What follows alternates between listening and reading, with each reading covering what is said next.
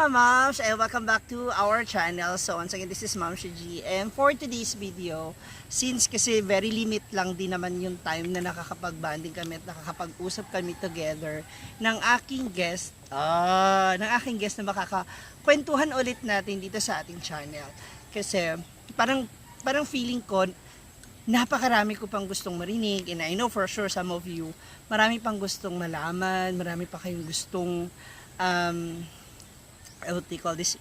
Alam ko na marami rin kayong gusto na itanong sa kanya, pero sa ngayon ito mayroon lang ako mga gusto pang marinig sa kanya regarding sa mga pangarap niya, sa mga gusto niya para sa sarili niya, and of course para sa family niya. So wala nang iba, tawagin na natin Chayans DG. Para siya palakpak naman. And of course, kasama rin natin ang lapit karote kasi mahina yung boses niya, di ba? Ano? So kasama rin natin ngayon ang ating videographer / interpreter. Kasi si Choyans medyo mahina pa siya sa Tagalog, sa pagtatagalog, no, sa pag-translate. O sabihin mo yung pangalan ng videographer. Ay, yes, J Ford Vlog. Ayan, nandiyan sa screen. Follow niyo na rin siya sa kanyang social media account, Facebook and YouTube. Okay. So ngayon, gusto ko lang malaman pa. So maliban sa gusto mong makapagtapos sa pag-aaral, ano pa ba yung iba mong mga pangarap? We're talking about your dreams. Ano pa ba yung gusto mo? Sa personal mo muna, para sa sarili mo, ano? Kasi kaya magtingog ko sa para kanang pagkuha na nako sa tanan kan may mo na akong pulis ana. Ay mo. Kuan gusto na nga ma-plaster ang kaimtang Matapos yung pag-aaral, tama ba ako? Gusto niyang pag makatapos siya, yung parang stable na yung life nila. Gusto mo talaga matapos yung pag-aaral mo para na sa ganun.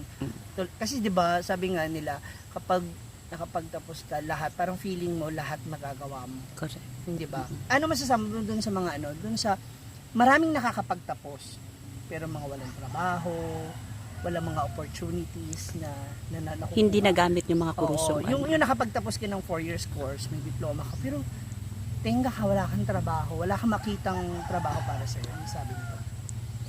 May gano'n ka bang fear o may gano'n kang takot na kapag natapos ka, baka wala kang pasukan trabaho, walang tumanggap sa iyo? Okay. Ano maning naman jay mga paraan na nga makasulod ka sa usa ka trabaho kung gusto gid nimo imo man jud na makuha. Kuan kung imo lang pasagdan di mo siya makuha nang porsigido jud nga makita og kuan matrabaho makasulod dayon.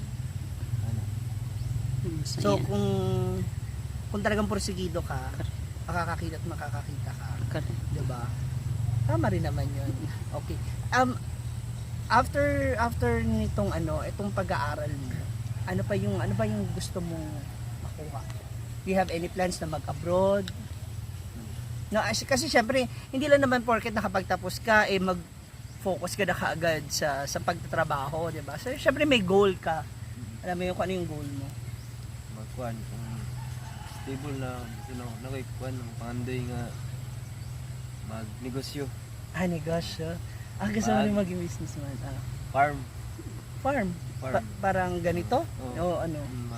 Anong klaseng farm? May mga manok, baboy, mga baka, Gusto mo mag-alaga ng mga hayop. Magpa-farming. Sa mga farming. Kasi yung may mga isda. Parang ganito rin kay Mama Brenda mo. Talaga? Given a chance, saan mo naman ito pwedeng itayo? After?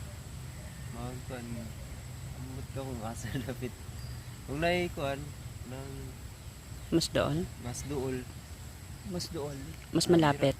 Na dito lang sa kanila. para po sila sila na rin magkuan din dira na din sila magpuyo. Okay. So hindi lang ito para sa iyo. Kasi syempre you're talking about your family rin as well, na meron silang sariling pagkakabalan. Kasi nga 'di ba, nakikiani lang kayo ng yung mais ba? Hindi nakikiani kasi sa kanila naman 'yun. Pero hati 'yun. Hindi, sa kanila 'yun. Yung ang mais, 'di ba inyo hato? Sa kanila man. Pero hati ang Hati ba 'yan? Hati yung income. Yung kapag nabenta siya, 'di ba? Ano siya, may porsyento sila, meron din porsyento yung may-ari. No? Okay, okay.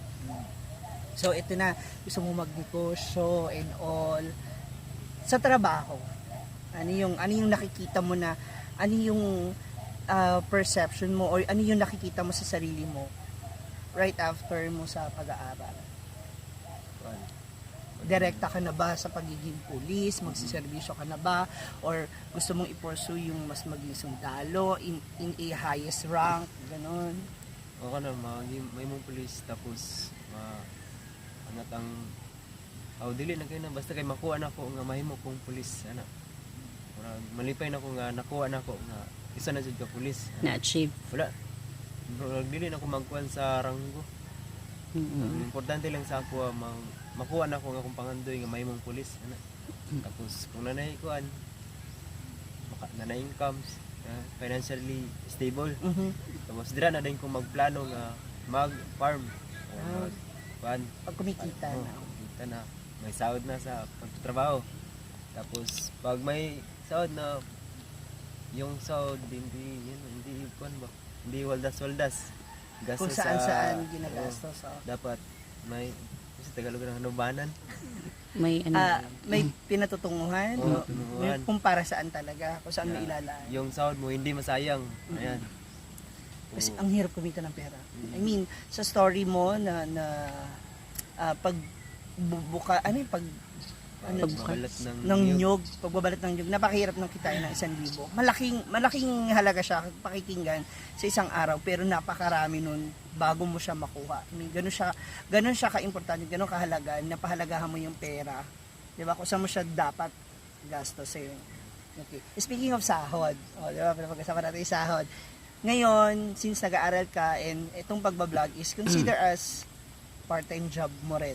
Hindi ka naman nagpo-full-time kasi you're still studying. Siyempre, nagpo-focus ka. Yung nakasahod ka na ba?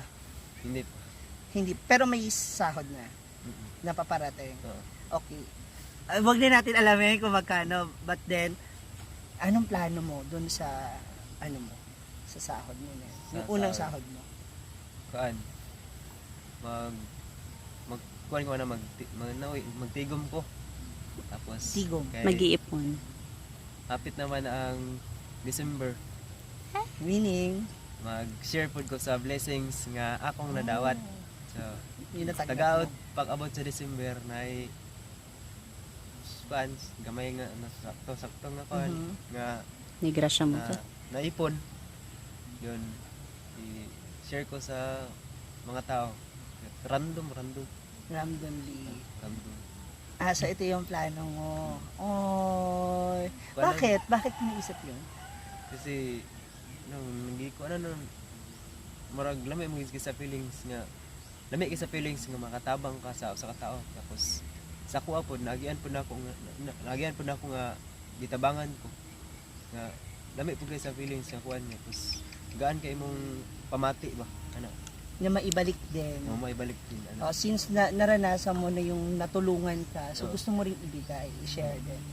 Just like what your Mama Brenda said. Diba? Yun yung sinasabi niya na kung ano yung natatanggap natin, malaki o maliit, may napagbibigyan tayo. Hindi man ganun karami yung taong natutulungan natin. At least, meron tayong natutulungan. Tama ba? Ay, taray! May mga ganun na pala siya mga plano. Well, okay. I know, napakaraming sa inyo na nagsasabi na mag-focus muna siya sa pag-aaral and everything. Uy, wag niyong bigyan ng mali siya ha. Ito naman ay random lang din naman na tanong. Gusto ko lang din, curious lang din ako kasi syempre, binata, lalaki, alam mo yun, baka naghahanap ng ibang inspiration. Ikaw ba may sarili ka ng inspiration?